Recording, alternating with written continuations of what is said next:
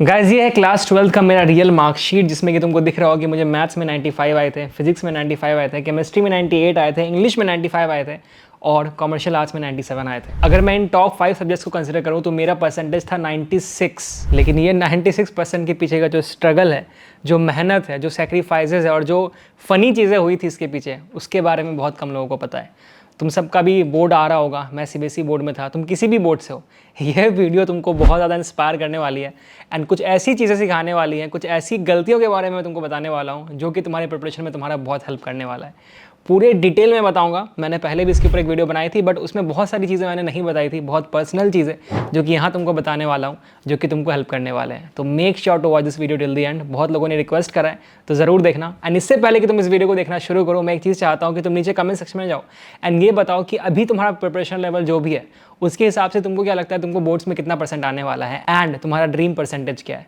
Now let's start the video. Guys इस पूरी कहानी को मैं 5 पार्ट में बताने वाला हूँ एंड हर पार्ट का एक लेसन होगा जो कि तुमको तुम्हारे प्रिपरेशन में हेल्प करने वाला है।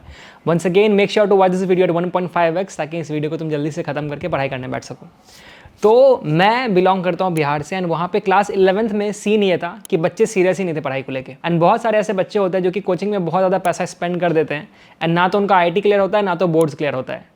तो हमने मिलजुल के डिसाइड किया कि भाई काम करते हैं, अभी 2 साल जो है ना सिर्फ और सिर्फ बोर्ड्स पे फोकस करते हैं और साथ में घर पे ही आईटी जेईई का प्रिपरेशन करेंगे। मेरे डैड एंड मैंने ये डिस्कशन करा था कि बेटा रिक्शे वाले के जो बच्चे होते हैं ना वो भी आईटी निकाल लेते हैं बिना कोचिंग के, तो तुमको तो इतना सारा कोचिंग प्रोवाइड कर रहे हैं अपने शहर में, तो वहाँ से पढ़ के तो आईटी निकल ही सकता है। एंड मुझे भी जोश आ गया कि यार पापा इतना मेरे पे भरोसा दिखा रहे हैं एंड सच में यार इतने सारे लोग इतने छोटे छोटे गांव से आईटी निकाल लेते हैं तो मैं क्यों नहीं निकाल सकता बिना कोचिंग का। तो क्लास 11 शुरू होता है, बहुत अच्छे से मैंने मटेरियल्स खोलना शुरू किया, पढ़ना शुरू किया एंड बहुत मज़ा आया। एकदम स्टार्टिंग के कुछ चैप्टर्स जैसे unit and measurements and laws of motion बहुत अच्छे से बनाया, बहुत अच्छे से पढ़ा। जो भी डाउट्स होते थे मैं अपने टीचर्स के पास लेके जाता था। अब उस टाइम पे मैं कोचिंग कहाँ पे कर रहा था, मैं कोचिंग कर रहा था अपने ही शहर में 3 टीचर्स से फिजिक्स केमिस्ट्री मैथ्स के लिए, जो कि बोर्ड्स के लिए पढ़ाते थे मेनली। बट उन्होंने ये भी बोला था कि आपको अगर आईटी लेवल वाले क्वेश्चंस में भी कोई डाउट हो तो आप मेरे से पूछ सकते हो। तो मेरे को लगा कि हाँ यार मुझे कोचिंग जाने की क्या जरूरत है, मैं इनसे डाउट्स क्लियर कर ही सकता हूँ। बहुत अमेजिंग टीचर्स थे तीनों के तीनों ही एंड हमेशा हेल्प करते थे, कभी मना नहीं करते थे किसी भी डाउट के लिए और मैं हमेशा आगे बैठता था, उनके क्वेश्चंस का आंसर करता था तो वो मुझे बहुत मानते भी थे। तो हुआ यूँ कि मैं उनके पास डाउट्स लेके जाने लगा आईटी लेवल वाला एंड कई बार ऐसा होता था कि वो बता देते थे पर उनको आंसर बताने में बहुत टाइम लगता था क्योंकि ऑफ कोर्स यार वो बोर्ड्स के लिए पढ़ा रहे हैं और उन्होंने बहुत टाइम से आईटी के लिए प्रैक्टिस खुद नहीं करी थी। तो ऐसा नहीं था कि उनसे क्वेश्चंस बनते नहीं थे बट होता यह था तो उनको बहुत टाइम लगता था। तो अगर मैं 10 क्वेश्चन लेके जा रहा हूँ तो 1 घंटे में जहाँ मुझे 10 क्वेश्चन के डाउट क्लियर करना है, ऐसा होता था कि वो 3 या 4 कहीं कर पाते थे। तो ये देखते ना कि यार सर से हो नहीं पा रहा है, धीरे धीरे मेरा मोटिवेशन ना आईटी के लिए डाउन होने लगा। एंड ये करने में कि कब मैं बोर्ड्स के साथ साथ जेईई को मैनेज करूँ, क्या करूँ, इस चक्कर में मेरा 11th कब वेस्ट हो गया मुझे पता भी नहीं चला। तो कहानी के इतने पार्ट से ये लेसन नंबर 1 निकल के आता है कि आप पहले ही अपने आप को श्योर कर लीजिए, क्लियर कर लीजिए कि क्या आपको बोर्ड्स और आईटी दोनों पे फोकस करना है या फिर सिर्फ बोर्ड्स पे फोकस करना है। अगर आपका फोकस दोनों पे है तो आपको उसके लिए अच्छा कोचिंग ज्वाइन करना पड़ेगा। नाउ वंस अगेन ऐसा ज़रूरी नहीं कि तुम बिना कोचिंग का आईटी नहीं निकाल सकते, बट तुमको देखना पड़ेगा कि तुम कितना पानी में स्टैंड करते हो। अपने आप को ओवर एस्टिमेट मत करना। मैंने खुद को ओवर एस्टिमेट किया था, मुझे लगा कि मैं खुद से पढ़ के टीचर्स की हेल्प लेके अपने शहर में ही आईटी क्लियर कर लूँगा, बट मैं गलत था। तुम ये गलती मत करना, खुद से पहले एनालाइज कर लेना और उसके अकॉर्डिंग ही ये चीज़ करना, अदरवाइज तुम्हारा बहुत ज़्यादा टाइम वेस्ट हो जाएगा। जैसे मेरे केस में दोनों चीज़ को बैलेंस करने के चक्कर में मेरा 11th पूरा कैसे वेस्ट हो गया मुझे पता ही नहीं चला। अब इससे पहले कि मैं वीडियो में आगे बढ़ूँ तुमको एक बहुत अमेजिंग चीज़ बताना चाहता हूँ श्री चैतन्य के बारे में। अगर तुम जेईई और नीट का प्रिपरेशन कर रहे हो तो हम डैम श्योर कि तुमने श्री चैतन्य का नाम जरूर सुना होगा। 2023 के जेईई मेंस, एडवांस और नीट तीनों में ही all India rank 1 Shri Chaitanya के ही स्टूडेंट्स ने सिक्योर करा है। And now they have come up with something really amazing जो कि तुम्हारे लिए बहुत ज्यादा बेनिफिशियल है। श्री चैतन्य लेकर आया है इंडिया का सबसे बड़ा स्कॉलरशिप टेस्ट जिसका नाम है स्कोर 2023, जहां पे वो 1000 करोड़ वर्थ का स्कॉलरशिप स्टूडेंट्स को ऑफर कर रहे हैं। ये टेस्ट इतना ह्यूज है कि क्लास 3 से लेकर क्लास 12 तक कोई भी बच्चा इसमें पार्टिसिपेट कर सकता है, ऑनलाइन एंड ऑफलाइन दोनों ही मोड्स में। इसका मतलब ये है कि even if you are in a lower class like 5, 6 और 7 या फिर तुम्हारा कोई छोटा भाई बहन इन क्लासेस में, तो उनको नेशनल लेवल पे एक टेस्ट देने का मौका मिलता है एंड ये उनका पहला स्टेप हो सकता है towards their dream to become a doctor और an engineer. So in case you are aiming to crack big competitive exams like JEE और नीट, फॉर श्योर तुमको इसको बिल्कुल भी मिस नहीं करना चाहिए, क्योंकि डिपेंडिंग ऑन कि तुम इस एग्जाम में कैसा परफॉर्म करते हो, तुमको कैश रिवॉर्ड्स एंड गैजेट्स तो मिलते ही हैं, साथ में तुमको 100% स्कॉलरशिप जीतने का चांस मिलता है in their NEET, JEE and foundation courses. देखो मैंने तुम लोगों को हमेशा टेस्ट देने के लिए बोला है, क्योंकि टेस्ट से ये पता चलता है कि तुम कितना पानी में हो, तुम्हारा प्रिपरेशन सही से हो रहा है या नहीं हो रहा है। और जो स्कोर 2023 है ना, इसका लेवल बहुत बड़ा है, इसमें बहुत सारे बच्चे पार्टिसिपेट करने वाले हैं, एंड दैट्स व्हाई तुमको ऑल इंडिया लेवल पे पता चलेगा कि तुम कहाँ स्टैंड करते हो। जो कोचिंग वाले भी टेस्ट होते होंगे बहुत छोटे लेवल पे होते हैं, हाँ तुम्हारे बैच के लोग उसमें पार्टिसिपेट कर रहे हैं, फिर तुम्हारे एरिया के लोग पार्टिसिपेट कर रहे हैं, बट ये ऑल इंडिया लेवल पे है। और क्योंकि ये इतना बड़ा स्कॉलरशिप टेस्ट है, बहुत सारे बच्चे इसमें आने वाला है। अगर मैं टेस्ट के डेट्स की बात करूँ तो ये 15 अक्टूबर से 29 अक्टूबर के बीच में होने वाला है, एंड तुमको इसमें पार्टिसिपेट करने के लिए कुछ नहीं करना है। फिलहाल के लिए तुमको डिस्क्रिप्शन बॉक्स में जाना है, वहाँ पर मैंने स्कोर 2023 का वेबसाइट लिंक डाल दिया है। Visit the website, check out the details for the registration and the scholarship, and अपने आप को अभी रजिस्टर कर लो। वंस अगेन ये मौका बार बार नहीं आता है, तो इसको प्लीज मिस मत करना। अब वीडियो में आगे बढ़ते हैं। जैसे अब 11th खत्म होने लगा ना, तो मैं क्लास 12 में जब आने वाला था तो मेरे को रियलाइज हुआ कि भाई सिलेबस में 11th का कुछ खत्म ही नहीं हुआ है। आईआईटी के चक्कर में मैंने बहुत सारे चैप्टर्स कुछ अच्छे से पढ़ लिए, बहुत ज़्यादा अच्छे से पढ़ लिए, न्यूटन्स लॉज ऑफ मोशन वगैरह वगैरह, एंड बाकी के चैप्टर्स है, आगे के चैप्टर्स है, वेव्स वगैरह, मुझे आता ही नहीं है कुछ। तो मेरे को ये रियलाइज हुआ कि भाई मेरे से हो नहीं पा रहा दोनों साथ में मैनेज, तो एक काम करते हैं, आईआईटी को थोड़ा साइड करते हैं, थोड़ा 11th पे फोकस करते हैं। बट इससे पहले कि मैं 11th पे अच्छे से फोकस कर पाता, देखते देखते क्लास 12 आ गया। और जिस शहर से मैं बिलोंग करता हूँ, आई थिंक ये इंडिया के most of the class 11 12th में होता है, मोस्ट ऑफ द शहर में होता है, मोस्ट ऑफ द कोचिंग में होता है। जब टीचर पढ़ाना शुरू करते हैं तो उनका स्पीड जो है ना बहुत आराम से होता है। 3 महीने में 3 चैप्टर करेंगे, 4 महीने में 5 चैप्टर करेंगे, और लास्ट के 3 महीने में 6 चैप्टर करेंगे। तो ये इंडिया के बहुत सारे शहरों में होता है कि इनिशियली टीचर्स बहुत लाइटली लेते हैं, क्योंकि इनिशियल के चैप्टर्स समझने में भी लोगों को बहुत प्रॉब्लम होता है, बट लास्ट क्लास में बहुत तेज़ी से पढ़ाते हैं। जो फ्लूइड डायनेमिक्स है, फ्लूइड मैकेनिक्स है, ऐसे निकालते हैं टीचर्स क्लास में। तो मेरे भी कोचिंग में जब ये सारी चीज़ें हो रही थी, मेरे को पता भी नहीं चला कि भाई कब सिलेबस शुरू हुआ, कब सिलेबस खत्म भी हो गया, एंड इस चक्कर में मैंने बहुत सफ़र करा। अब जब मैं क्लास 12th में फाइनली आया तो मेरे को लगा कि भाई क्लास 11th मेरा पूरा वेस्ट हो गया, अब तो मेरा करियर खराब हो जाने वाला है। आई एम श्योर कि तुम में भी बहुत सारे बच्चे ऐसे होंगे जिसका क्लास 11th वेस्ट हो चुका होगा, तो तुम्हारे लिए खास करके ये पॉइंट है, ध्यान से सुनना। क्लास 12th में आया, मेरे को लगा मेरा करियर बर्बाद हो चुका है, मुझे 11th का बहुत सारा चीज़ आता ही नहीं है। तो अब मुझे अगर 11th ही नहीं आता है, मुझे पता ही नहीं कि हाइड्रोजन बॉन्ड क्या होता है, मैंने जनरल ऑर्गेनिक केमिस्ट्री अच्छे से पढ़ा ही नहीं है, तब मैं 12th में आके हेलो अल्केन हेलो एरीन्स कैसे पढ़ूंगा, कैसे मैं मैनेज करूँगा, कैसे मैं बोर्ड्स में अच्छे मार्क्स लेके आऊँगा। तो पहली चीज़ जो मैंने करी कि मैंने क्लियर कर लिया कि मुझे भाई आईआईटी जेईई पे फोकस अभी नहीं करना है, मुझे पूरा फोकस अपना बोर्ड्स पे डालना है, क्योंकि आईआईटी जेईई पे मैंने लास्ट ईयर फोकस किया था 11th में, एंड क्योंकि टीचर्स ऐसे नहीं मिले थे जो कि मेरी हेल्प करेगा बहुत अच्छे से, मेरा वो अच्छे से नहीं मैनेज हो पाया था, तो इस बार मैं सिर्फ बोर्ड्स पे फोकस करूँगा। तो ये मेरा क्लियर कर लिया मैंने। तुम भी क्लियर कर लो, अगर तुम अब तक क्लियर नहीं हो तो ट्रस्ट मी, इससे चीज़ें बहुत आसान हो जाती हैं। तो अब जब मुझे पता चल गया कि मुझे क्लास 12 पे ही फोकस करना है, तो मैंने ये किया कि मैंने सबसे पहले अपना बैकलॉग क्लियर करना शुरू किया क्लास 11th का।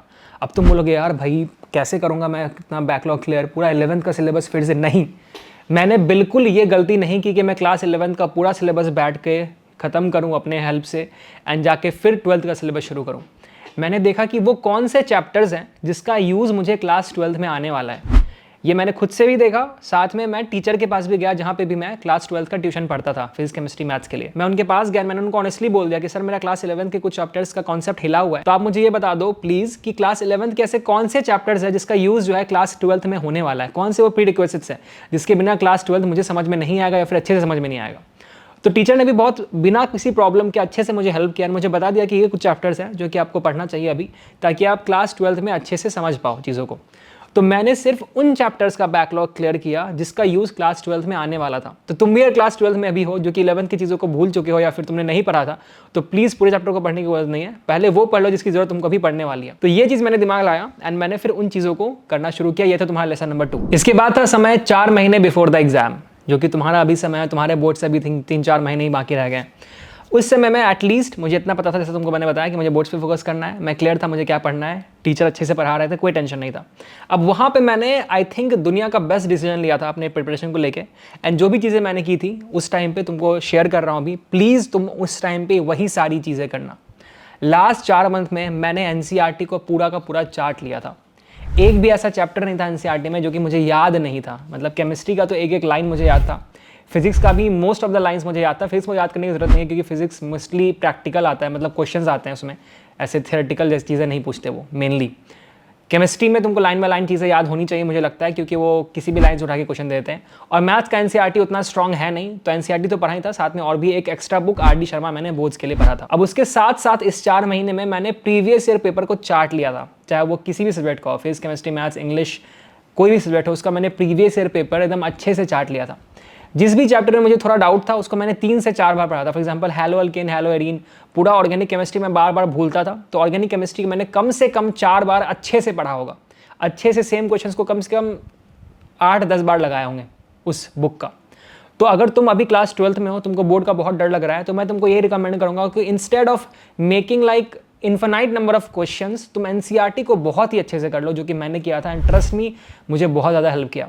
केमिस्ट्री में मुझे 98 मार्क्स आए थे, एंड जो 2 मार्क्स मुझे नहीं आए थे ना, जो गलत हुए, मुझे आज भी याद है वो क्वेश्चन कौन सा था। Oil in water type emulsion का एग्जाम्पल पूछा गया था एग्जाम हॉल में, and water in oil type का इमल्शन का एग्जाम्पल पूछा गया था। ठीक है, 2 मार्क्स का क्वेश्चन था, 1-1 मार्क्स ईच। ठीक है, कोचिंग में टीचर ने बोल दिया था भाई ये हर साल पूछता है, इसको याद करके जाना। एंड मैं गधा इंसान पूरा एनसीईआरटी रिवाइज करके गया था। लास्ट का सरफेस केमिस्ट्री का जो वो एक पैराग्राफ है जहाँ पे एग्जाम्पल लिखा हुआ है, उसको मैंने स्किप कर दिया था ओवर स्मार्ट बन के, एंड एग्जाम में वही गलत करके मैं आ गया। तो मतलब एक एक चीज़ एनसीईआरटी से आता है भाई, तो एटलीस्ट केमिस्ट्री का तो एक एक रट्टा मार लेना, प्रीवियस ईयर पेपर पूरा अच्छे से रट लेना। मैंने भी यही किया था। तो ये था लेसन नंबर 3 कि तुमको बोर्ड्स के लिए कौन से बुक्स पढ़ने हैं। अब इसके बाद फेज आता है एग्जाम वाला, कि जब एग्जाम होने वाला है 1 दिन पहले, 1 हफ्ते पहले, और एग्जाम का जो टाइम चल रहा था। लेकिन उससे पहले ये जो 4 महीने वाला पीरियड था ना, उसमें एक बहुत ही अमेजिंग इंसिडेंट हुआ था। एक फ्रेंड था मेरा, उसका एक्चुअल नेम मैं नहीं लूँगा, उसका नाम से मंकी कह देते हैं उसको। ठीक है, तो मंकी मेरे कोचिंग में एक बंदा हुआ करता था, एंड बहुत अच्छा फ्रेंड था मेरा, बहुत हेल्पफुल बंदा था। And I am damn sure कि तुम्हारे कोचिंग में तुम्हारा फ्रेंड भी एक मंकी नाम का एग्जिस्ट करता होगा। नाम चाहे जो भी हो, कैरेक्टर्स मंकी वाले होंगे। मैं बताता हूँ क्या था उसका कैरेक्टर। मंकी का कैरेक्टर यह था कि भाई उसने सिलेबस जो है बोर्ड्स एग्जाम के 6 महीने पहले ख़त्म कर लिए थे। मतलब जहाँ हम लोग फर्स्ट बुक के लास्ट चैप्टर में, वो सेकंड बुक का लास्ट चैप्टर में, उसको सब कुछ आता था। कोचिंग में सबसे पहले हाथ खड़ा करके आंसर देता था, आगे बैठता था, टीचर से डाउट पूछता था, बहुत कूल बनता था, बहुत ओवर स्मार्ट बनता था। जानबूझ के आता था मेरे पास, बोलता था ब्रो ये वाला क्वेश्चन आता है क्या, देखो। उसको आता है वो क्वेश्चन, ऐसा नहीं उसको नहीं आता है, बट जानबूझ के आगे मेरे से पूछता था ताकि उसको दिखे कि भाई देख तेरे को नहीं आता, मेरे को आता, मैं इतना आगे निकल चुका हूँ। ऐसा एटलीस्ट मुझे लगता है, शायद वो जेन्युइनली पूछता होगा, बट उसका जो एटीट्यूड था, जो बिहेवियर था, उससे तो यही लगता था मुझे। तो वो बंदा पूरे साल ऐसा फील कराता था कि भाई उसको सब कुछ आता है एंड मुझे कुछ नहीं आता है। एंड मैं बहुत डिमोटिवेटेड होता था। तुम भी होते होगे अपने आप को किसी और से कंपेयर करके कि यार इसको इतना आता है, इसको टेस्ट में अच्छे मार्क्स आते हैं, मुझे नहीं आता, क्या हो रहा है क्या नहीं हो रहा है। एंड ऑफकोर्स वो अच्छा स्कोर करता था टेस्ट में यार, क्योंकि फॉर अ फैक्ट वो अच्छा था पढ़ने में, इसमें कोई शक नहीं है, वो बहुत इंटेलिजेंट था। ठीक है, तो ये थी मंकी की कहानी। ठीक है, अब मंकी इस कहानी में आगे आएगा, बट अभी के लिए मंकी की कहानी को यहीं रखते हैं। मंकी एक बहुत ही इंपॉर्टेंट था, क्योंकि मेरे प्रिपरेशन के टाइम में मुझे मेंटली बहुत डिस्ट्रैक्टिंग लगता था ये बंदा, एंड बहुत परेशान करता था, क्योंकि उसको देख के मुझे बहुत इनसिक्योरिटीज़ होती थी, बहुत सेल्फ डाउट होता था। एंड तुमको भी होता होगा और तुम अपने आसपास ऐसे किसी बच्चे को देखते होगे। बट कोई बात नहीं, मंकी को झेलते झेलते फाइनली हम आ जाते हैं एग्ज़ाम से बहुत नज़दीक, एग्ज़ाम से एक रात पहले। अब मेरे में ना एक भैया प्रॉब्लम है। प्रॉब्लम यह है ना कि मैं कितना भी प्रिपरेशन कर लूँ, कितना भी अच्छे से पढ़ाई कर लूँ, कुछ भी कर लूँ, एग्ज़ाम से एक रात पहले मुझे ना पूरा चीज़ रिवाइज़ करना होता है। मतलब भले ही मैंने तुमको बताया कि एनसीईआरटी मैंने 8 बार 10 बार पढ़ लिया था, बट तभी भी मुझे एग्जाम से एक रात पहले हर चैप्टर का थियरी एक एक बार करके ऐसे देखना है फास्ट में। ऐसा नहीं कि मैं एक एक लाइन पढ़ूंगा फिर से हर क्वेश्चन बनाऊंगा, बट मुझे पूरा थियरी ना, जो मैंने शॉर्ट नोट्स बना रखे हैं, जो मैंने एनसीईआरटी बुक में मार्क कर रखा है, अंडरलाइन कर रखा है, स्टार कर रखा है, उन सबको एक बार गो थ्रू करना ही करना है। क्योंकि मेरे साथ ऐसा होता है कि जब मैं एग्जाम में बैठता हूँ तो मुझे वो चीज़ें दिखने लगती है कि यहाँ पे ये मार्क किया था, यहाँ पे ये किया था, वहाँ पे वो किया था। तो मुझे ना अपने विजुअल मेमोरी में उन चीज़ों को डालना होता है, चाहे जो हो जाए। तो इस चक्कर में हुआ ये कि इवन दो मैंने अच्छे से प्रिपरेशन करा था, सब कुछ करा था, लास्ट के कुछ दिनों ना मैं अच्छे से सोता नहीं था। ठीक है, लास्ट के पूरे दिन मैंने प्रीवियस ईयर पेपर तो बनाए ही थे पहले ही, मैं मॉक टेस्ट भी बहुत देता था, जो ओसवाल वगैरह के आते हैं, कि आप टाइम लिमिट मॉक टेस्ट दो ताकि आपको पता चले कि आपको कितना आता है एग्जाम से पहले। तो मैंने बहुत सारे मॉक टेस्ट खरीद रखे थे। एंड एक चीज़ जो मैं करता था, जो कि तुमको भी रिकमेंड करूंगा, वो ये है कि एग्जाम 3 घंटे का होता है किसी भी पेपर का, बट जब मैं घर पे मॉक टेस्ट देता था तो मैं उसको 2.5 घंटे में देने की कोशिश करता था, ताकि मुझे प्रेशर फील हो, जो प्रेशर एग्जाम में फील होता है। तो सेम प्रेशर को इनकॉर्पोरेट करने के लिए, क्योंकि देखो घर पे तो ऐसे टेंशन है नहीं, क्योंकि पता है कि भाई ये मॉक टेस्ट फर्जी है, कुछ फर्क पड़ने वाला है नहीं। तो अगर तुम टाइम को कम कर देते हो ना, तो अपने आप प्रेशर तुमको फील होने लगता है। तो इवन दो कि तुम आराम से करते हो, हाँ भाई घर पे हैं, क्या होगा यार, ठीक है अगला मॉक टेस्ट अच्छा कर देंगे, बट स्टिल टाइम के कारण तुमको प्रेशर फील होता है एक्चुअल एग्जाम वाला। बट इन सब चीज़ को करने के बाद जो एग्जाम का टाइम था, एग्जाम से एक रात पहले मैं किसी भी एग्जाम में सोया नहीं था। मैंने टोटल 6 पेपर लिए थे, जनरली 5 लेते लोग, बट मैंने 6 लिए थे। जो मेरा एक्स्ट्रा सब्जेक्ट था वो था physical education as well as commercial arts. इसलिए मैंने लिया था क्योंकि कई बार ऐसा होता है ना कि जो पेपर चेक कर रहे होते हैं वो पता नहीं कैसा चेक करेंगे, एंड सीबीएसई बोर्ड में बहुत रैंडम होता है, कभी ऐसा होता है कि फिजिकल एजुकेशन में बहुत अच्छे मार्क्स आ रहे हैं, कभी होता है कि बहुत घटिया मार्क्स आ रहे हैं। एंड इसलिए मैंने 2 सब्जेक्ट्स लिए थे कि यार एक में नहीं होगा तो दूसरे में तो अच्छा आएगा ना, ठीक है। और इन एनी डे जो तुम्हारा बेस्ट ऑफ 5 होता है वही काउंट होता है। तो मैंने दोनों सब्जेक्ट्स लिए थे थैंकफुली, एंड तुमको बाद में आके बताऊंगा कितना फ़ायदा हुआ मुझे इस चीज़ का। ये एक अलग स्ट्रैटेजी, एक अलग लेसन है जो कि तुम ले सकते हो, कि तुम एडिशनल सब्जेक्ट ले सकते हो फॉर योर ओन बेनिफिट। तो ये जो 6 पेपर थे ना, इवन फिजिकल एजुकेशन की रात को मैं नहीं सोया था, एंड ये मेरी गलती थी, प्लीज़ इसको रिपीट मत करना। गलती इसलिए थी क्योंकि मैं रात को नहीं सोया था ना, अगले दिन एग्जाम हॉल में जाके मुझे बहुत नींद आती थी एंड किसी तरीके से मैं लिखता था।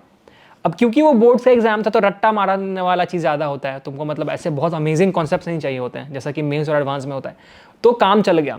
बट ये सेम चीज़ मैंने मेंस में करने की गलती की थी फर्स्ट अटेम्प्ट में अपने, एंड मुझे बहुत ज़्यादा प्रॉब्लम हुआ था। मतलब एग्जाम में प्यूकिश फील हो रहा था, अजीब सा हो रहा था, क्योंकि कॉन्सेंट्रेट नहीं कर पाता आपका माइंड, राइट। अब रात को सोए नहीं हुआ, आपको टफ क्वेश्चन सॉल्व करने कैसे करोगे। बोर्ड में तो काम हो जाता है बिकॉज बोर्ड में रट्टा मारना होता है बेसिकली, बट मेंस एडवांस में ये सब चीज़ें नहीं करनी होती है, जो कि मैंने जब सेकंड अटेम्प्ट किया ड्रॉप लेने के बाद, तब मैंने अच्छे से सो के एग्जाम दिया था। बट ठीक है, बैक टू स्क्वायर वन। अभी आते हैं एग्जाम्स वाले फेज में। जो मेरा 6 के 6 पेपर थे उसमें से एक में भी मैं रात को सोया नहीं था, एंड इसका कॉन्सिक्वेंसेस ये थे कि जब मैं एग्जाम हॉल में एंटर कर रहा था तो केमिस्ट्री का एग्जाम था, मुझे अभी भी याद है, मुझे ना बहुत प्यूकिश सा फील हो रहा था। मेरे को लगा था अभी मेरे अंदर से सारा खाना निकलने वाला एग्जाम हॉल के पेपर पे, ठीक है। बट फिर क्वेश्चन आता है, देखता हूँ कि भाई सब कुछ आता है, एंड सब कुछ इसलिए आता था क्योंकि मैं पूरी रात सोया नहीं था एंड मैंने एक एक चीज़ अच्छे से रिवाइज किया था। तो उसके दोनों साइड थे, एक तो मुझे सब कुछ आता था उसी रीजन से, मुझे श्योर था कि क्या होगा आंसर, एंड दूसरा ये कॉन्सिक्वेंस था कि उसके चक्कर में मुझे प्यूकिश फील हो रहा था। तो ये करते करते फाइनली एग्जाम मेरा खत्म हो गया। एग्जाम के बीच में मैंने एक और गलती करी थी जो कि मैं नहीं चाहता कि तुम रिपीट करो। बोर्ड्स के एग्जाम के बीच ना बहुत सारे गैप्स मिलते हैं। मेरे टाइम पे फिजिक्स के एग्जाम के लिए मुझे 4 या 5 दिन मिला था, जब तक मुझे याद है। तो मैंने ये गलती करी थी कि पहले 3 दिन मैं कुछ नहीं पढ़ता था और रात को लास्ट के 2 दिन बिल्कुल पढ़ता रहता था, इतना ज़्यादा पढ़ता था कि एग्जाम से एक रात पहले सो ही नहीं रहा हूँ। तो ये गलती प्लीज़ रिपीट मत करना। बट ठीक है, फाइनली ये सब करते करते जो एग्जाम वाला फेज था वो पूरा खत्म हो जाता है, मेंस वगैरह खत्म हो जाता है, आता है रिजल्ट का टाइम। एंड सुबह 8 बजे नींद खुल गई थी। जनरली मैं 10-11 बजे उठता था उस फेज़ में, क्योंकि रात को लेट तक पढ़ता था मेंस एंड एडवांस वगैरह प्रिपरेशन करते हुए। एंड साथ में ये भी था कि यार क्या टेंशन है, आराम से उठेंगे, कुछ दिक्कत है नहीं, बोर्ड्स वगैरह हो रखा है। लेकिन उस टाइम पे मैं आराम से 8 बजे उठ गया था क्योंकि नींद खुल गई थी भाई, क्योंकि आपको रिजल्ट आने वाला है बोर्ड्स का, ठीक है। एंड क्योंकि मैंने बोर्ड्स पे ही फोकस किया था, मेंस एडवांस के लिए ज़्यादा प्रायोरिटी मैंने नहीं दिया था, तो मेरे फैमिली वालों को बहुत प्रेशर था यार कि बोर्ड्स में तो अच्छा आना ही चाहिए, क्योंकि भाई घर पे रखा था 2 साल, बोर्ड्स के लिए प्रिपरेशन करा था, बोर्ड्स में तो अच्छे मार्क्स लाने ही पड़ेंगे। एंड इस चक्कर में भाई मेरी नींद खुल जाती है अचानक से ही 8 बजे, एंड मैं एकदम रेडी होकर नहा वगैरह के बैठ जाता हूँ कि भाई अब रिजल्ट आएगा, देखना है। बट अजीब बात यह है कि इवन तो मैं जल्दी उठ गया था, मेरी हिम्मत नहीं हुई कि मैं वेबसाइट खोल के चेक करूँ कि रिजल्ट आया नहीं आया। मैं हमेशा अपने दोस्तों से पूछता था कि भाई रिजल्ट आ गया क्या, रिजल्ट आ गया क्या, रिजल्ट आ गया क्या। एंड मेरी मम्मी मेरे से पूछती थी कि बेटा रिजल्ट आ गया होगा, देख लो। मैं फिर अपने दोस्तों को टेस्ट करता था, भाई रिजल्ट आ गया क्या, एंड सब कहते नहीं आया, अभी नहीं आया, अभी नहीं आया। फाइनली करीब 12:30-1 बज रहा था, ओके, एंड मुझे मैसेज आता है मंकी का। मंकी कौन, उसी की बात है ये, मंकी जिसकी कहानी मैंने सुनाई थी, जो कि बहुत ही स्टड लौंडा था। उसका मैसेज आता कि भाई रिजल्ट आ गया, देखा क्या तूने। मैंने जैसे ये मैसेज पढ़ा कि रिजल्ट आ गया, मेरा तो दिमाग खराब हो गया, भाई क्या हो गया, क्यों आ गया रिजल्ट, मुझे नहीं देखना है रिजल्ट, क्यों देखना है रिजल्ट। मतलब डर लगता है यार इंसान को, राइट। बहुत डर लग रहा था ऑफ कोर्स। एंड मैंने मम्मी को नहीं बताया कि रिजल्ट आ गया है, तो मैंने मंकी को कॉल किया एंड बोला कि भाई तेरे को कितना मार्क्स आया, जल्दी बता। तो कहता है मुझे 93.4% आया है। एंड बहुत खुश था वो, लाइक फाड़ दिया था उसने, ऐसा उसको लग रहा था, एंड बहुत ज़्यादा हैप्पी था। And it's a great percentage. अगर आप 90 के ऊपर लाते हो आई थिंक सीबीएसई बोर्ड में, तो आपका ऑलरेडी अमेजिंग है। 85 के ऊपर लाते हो तो भी अमेजिंग है, ठीक है। तो बहुत खुश था वो एंड बहुत एक्साइटेड था, जो कि बनता है उसका एक्साइटेड होना, ठीक है। तो उसने मेरे से पूछा कि भाई देखना तेरे को कितना है। तो मैंने बोला कि भाई मैंने देखा नहीं है, मुझे देखने का बिल्कुल बहुत डर लग रहा है, मैं देख भी नहीं पाऊंगा, मुझे पता नहीं, मुझे बहुत डर लग रहा है। तो उसको ये लगा ना कि मेरा रिजल्ट बहुत ख़राब आया है, एंड मैं इसलिए सब कह रहा हूँ क्योंकि मेरा रिजल्ट बहुत ख़राब आया है एंड मैं डर रहा हूँ उसे शेयर करने से। तो उसने बोला कि अरे यार चिल कर, मैं जज वज नहीं करने वाला, प्लीज़ बता दे कितना है। तो मैं बोला कि भाई मैंने नहीं देखा है सच में, मैं देख के तेरे को बता रहा हूँ। तो मैंने उसको बोला कि बाकी लोगों को कितना है बता ना। तो उसने बोला कि रुक जा, मैं अभी बाकी लोगों से पूछता हूँ, फिर तेरे को बताता हूँ, तब तक तू भी देख ले। तो मैं बोला ठीक है मैं देखता हूँ, बट अभी तक मैंने रिजल्ट नहीं खोला है। फिर से उसका कॉल आया एंड उसने मुझे बताया कि इसको इतना आया, उसको इतना आया, इसको इतना आया, उसको इतना आया। अब उन जितने लोगों का उसने नाम लिया था ना, उसमें बस एक बंदे को मंकी से ज़्यादा मार्क्स आया था, 94% टाइप से आया था। वो किसी और स्कूल का था, मंकी भी किसी और स्कूल का था, हमारा ट्यूशन बस साथ में था।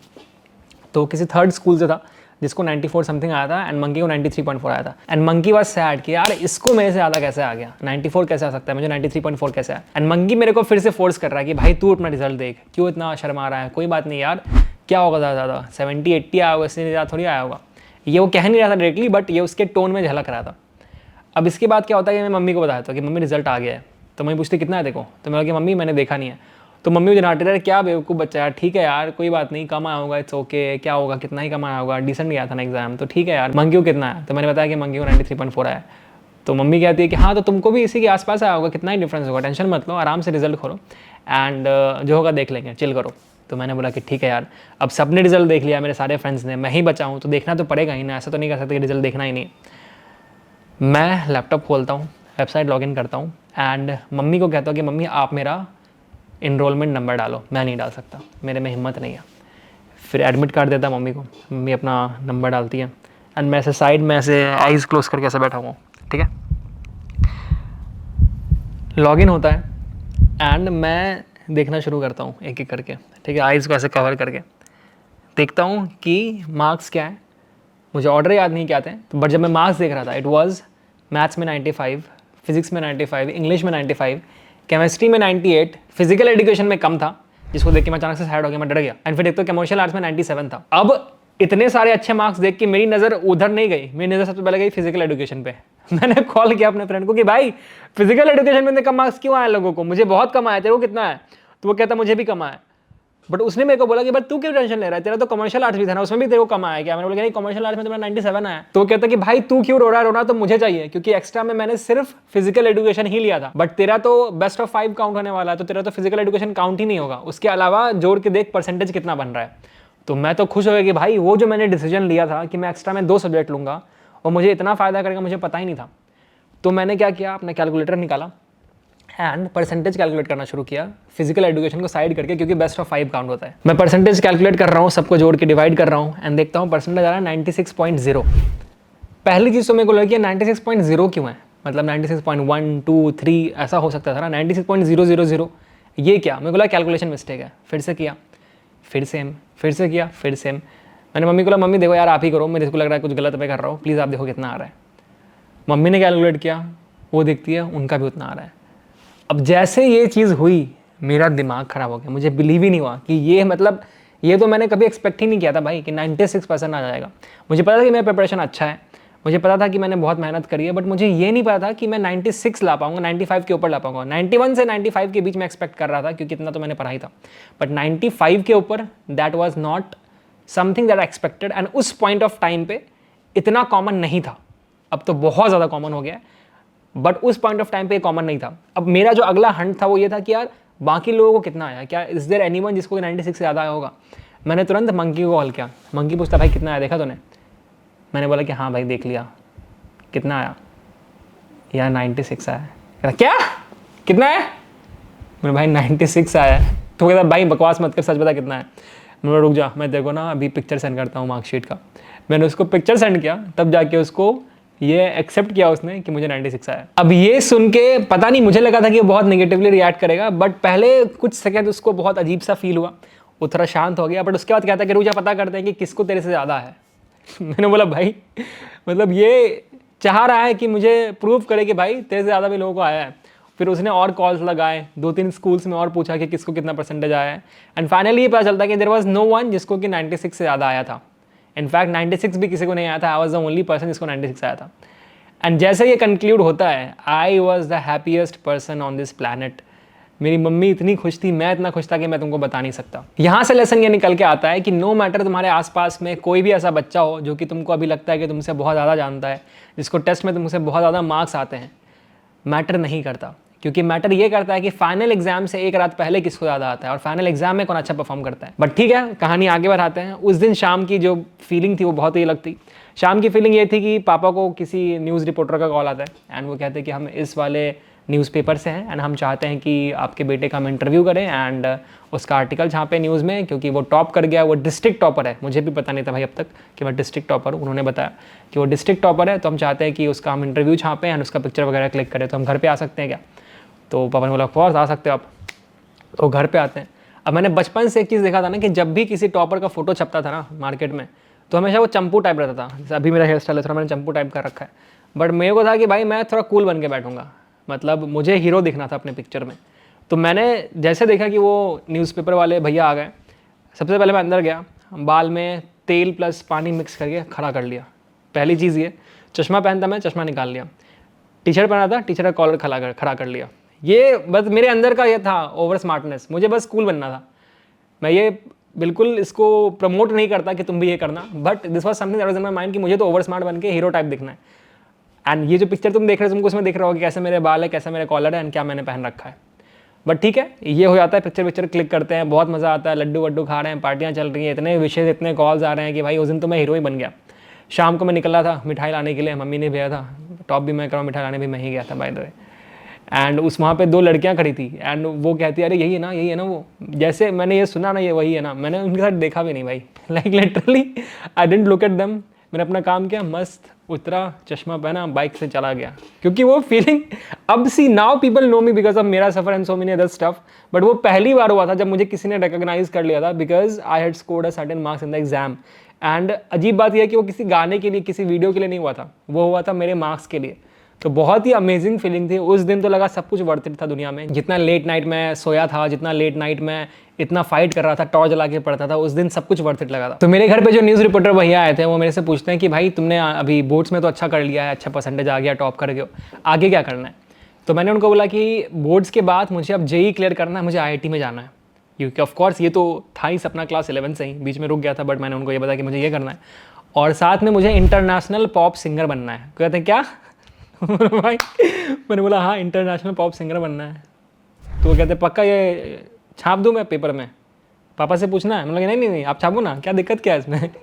तो बोलते चलो ठीक है। तो एक्चुअली उन्होंने न्यूज़पेपर में ही छापा कि बोर्ड्स के बाद दीपांशु राज IITian बनना चाहते हैं और IITian बनने के बाद इंटरनेशनल पॉप सिंगर बनना चाहते हैं। तो अभी अगले दिन न्यूज़पेपर में आया तो मेरे पापा मेरे से पूछते हैं ये क्या लिखवा दिया है?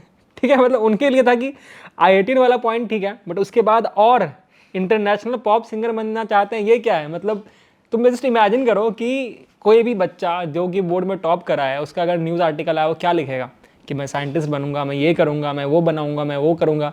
यहाँ ये बंदा लिख रहा है कि इंटरनेशनल पॉप सिंगर बनूंगा। तो बहुत ही वियर्ड था मेरे घर वालों के लिए, मेरे फ्रेंड्स के लिए वो एक्सेप्ट करना, बट ठीक है मैंने वो छपवा दिया था। एंड फाइनली वो फेज़ खत्म हो जाता है एंड कुछ टाइम तक मैं अपने शहर में बहुत ऐसे हीरो बन के घूमता था, बहुत ही ज़्यादा जानबूझ के लोगों से मिलने के लिए आता था एंड मैं उनको ऐसे फोर्स करता था कि तुम परसेंटेज पूछो यार, बोर्ड्स का रिजल्ट आया, पूछो कितना आया है। तो वो फीलिंग मैं आज तक नहीं भूला। घर वाले भी बहुत खुश थे and trust me on this when I से दिस दैट घर वाले तुमको कितना भी प्रेशर डालते हैं, कितना भी कुछ कहते हैं, but in the end of the day वो तुम्हारे फायदा के लिए करते हैं। तो ये लास्ट लेसन मैं तुमको इस वीडियो से देना चाहता हूँ वो ये है, तो आई विल सजेस्ट कि प्लीज़ अपना 150% दो, अच्छे से अकेडमिक्स पे फोकस करो एंड अपना सब कुछ लगा दो उस एग्जाम के लिए जो कि तुम्हारे लिए एक्चुअली करियर चेंजिंग हो सकता है। अब इससे पहले कि मैं जाऊँ बस इतना ही बोलूँगा कि प्लीज़ अपने एग्जाम्स पे फोकस करो, अपने 12th बोर्ड में 4 देना। इतनी लंबी कहानी मैंने इसलिए सुनाई ताकि तुमको मोटिवेशन मिले, तुमको मैं इंस्पायर कर सकूँ तुम्हारी खुद की 12th की जर्नी में। तो प्लीज़ गिव अप मत करना, नो मैटर कि अभी तुम किस भी लेवल पे हो, अभी तुम्हारे पास स्टिल 3-4 महीने बाकी है, अभी भी तुम अगर अच्छे से फोकस करो तो बहुत ज़्यादा फोड़ सकते हो। इसके साथ साथ जो मैंने श्री चैतन्य के स्कोर 2023 स्कॉलरशिप टेस्ट के बारे में बात किया था, उसका लिंक डिस्क्रिप्शन में और पिन कमेंट में, प्लीज़ उसको मिस मत करना। बहुत ही अच्छी अपॉर्चुनिटी है तुम्हारे लिए, ऑनलाइन ऑफलाइन दोनों दे सकते हो, so don't miss it out. इसके अलावा तुम्हारे पास अगर IT रिलेटेड कोई भी क्वेश्चन है, कोई भी डाउट है, तो प्लीज़ कमेंट सेक्शन में मुझे बताना, क्योंकि मैं हर संडे को एक स्पेशल एपिसोड लेके आता हूँ, एक स्पेशल सीरीज में जिसका नाम है सवाल संडे, जहाँ पर मैं तुम्हारे हर IT रिलेटेड क्वेश्चन का आंसर करता हूँ। So do leave your comment below, subscribe to the channel. This is Eclipse Nova signing off, see you in the next one.